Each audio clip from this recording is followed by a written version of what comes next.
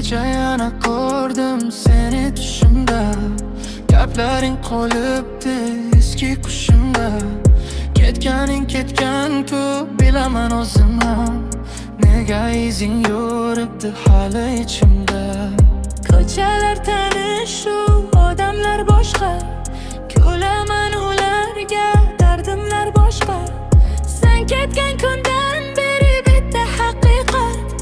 Yaralar bitadi, chandiqlar boshqa. Men seni qidirmadim, so'zingni qidirdim.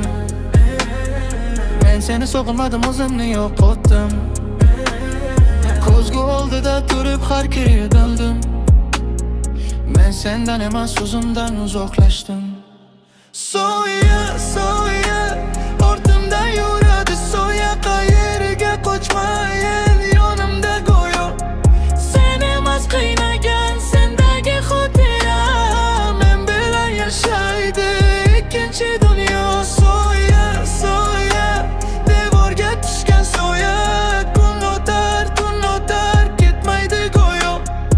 Odamni odammas, xotira sen berar. Yurakning ichida yashaydi ro'yo. Yomg'irlar yog'adi tomlar ustiga.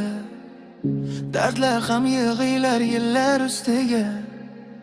Bir paytlar sen bilan qurgan orzular qumdek sochilibdi yo'llar ustiga.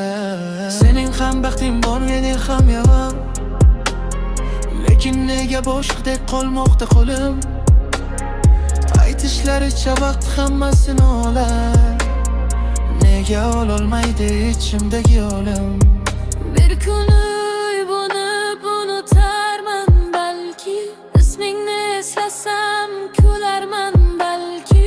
Lekin shu soyalar aytadi menga, ba'zi ketganlar hech ketmas ekanda.